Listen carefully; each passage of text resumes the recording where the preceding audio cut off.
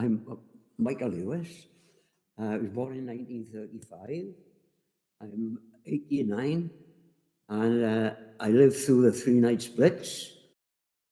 We've been looking at Will Evans. They're a record of the damage that was done by the German Luftwaffe on the Swansea's Three Nights Blitz, which was on February the 19th, the 20th, and the 21st. And this is the carnage they all left behind when the Three Nights Blitz was over. And it just left all this rubble and whatever, terrible state, as you can see. And how Will Evans have defined it out and made a feature of it all. And it's very important, for, especially now as we're getting older, to see these things. This is Swansea. Obviously, after the Three Nights Blitz, most of it is all gone. We've got the castle in the front here, and then we've got the old evening post with the tower, and we've got the river tower at the back there. And you can see that how congested all the houses were. All close, but of course when it all got a blitz, it all altered, and shops came back to that, and it became more or less a real shopping town then. So what colours is he using in this picture? He uses a lot of pink and pale blues and white. Even in the darkest pictures, he's using pale colours. There's nothing that you can say that is heavy. It's all I swear it's watercolour. And not only on this picture, but on all the pictures, I always thought at one time that they were all watercolour. But they're oil. But it's wonderful blending of colours. And even the skies, you can see, even if you took the picture away and just let the sky there, you could tell it Will Evans and that either. It's a fantastic style here. Absolutely brilliant. I mean, just look at all the damage we're there now, and all the brickwork and stonework, the masonry, and he seems to have got it all down there. I mean, there's nothing left to imagination, it's there. He was so precise with everything. Of course, this is not there now. And you can tell his work, he's got a style of all of his own here.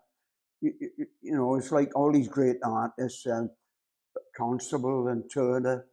You've just got to look at them for a minute and you can tell it's by him. You look at Will Evans' skies and they're all the same. It just does with pink and pale blues, and it's wonderful.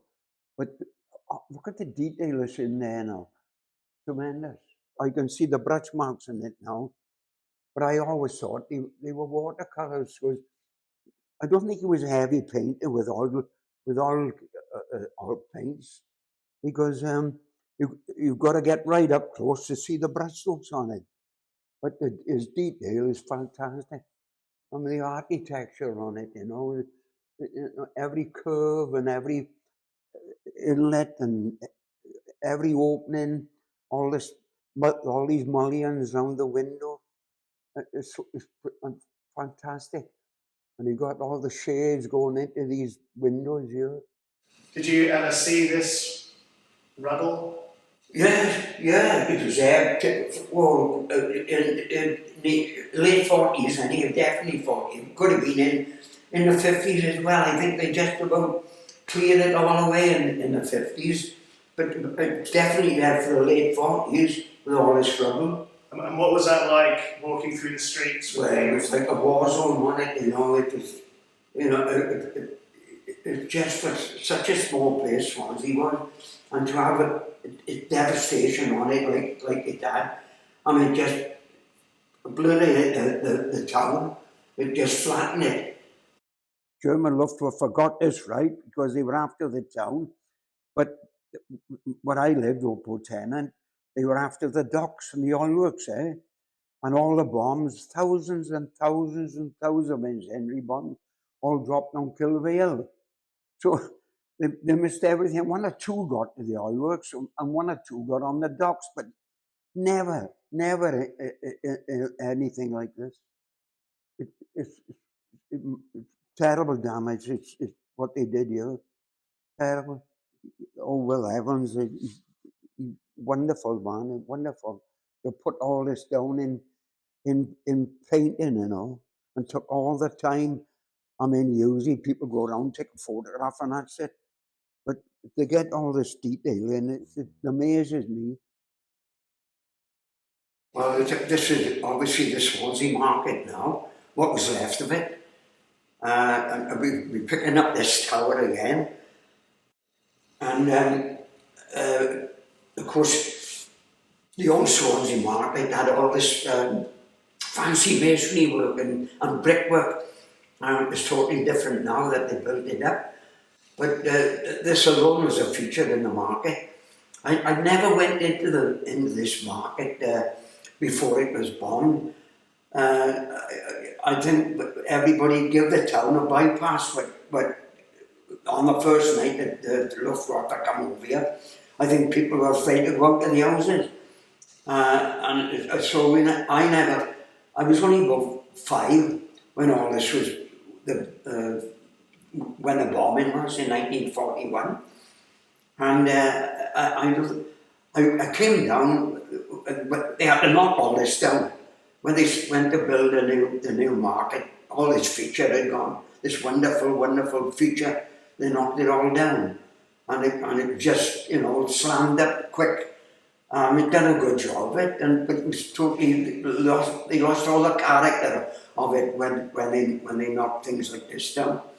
But of course they had to do it because although you think it's not damaged, the heat from that was created on this side with the bombing. Then it got into the cement and everything, and they had to knock it down for safety's sake in here.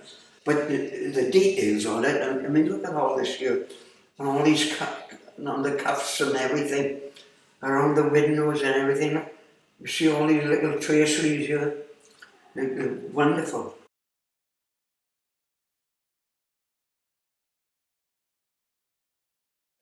Will Evans again. But I'm looking at the background and the skies. It looks amazing. If you've been stapling on all his pictures, the sky more or less looks like, I know your crowds in some of them, but even the clouds are stapling. I wonder if technique it was. I wonder and we got St Mary's Church, you know, looking at this. You're looking at the west side elevation here, because these 4 stained glass windows, I mean, obviously they were blown up, but there are new ones going in there now. But this is open here. There's no windows up the top there. It's just now the arch is just above it here. You think that it's all like to come down. You think to yourself, well, what's wrong with that? All we got to do is put a new roof on it, and it's a way to go.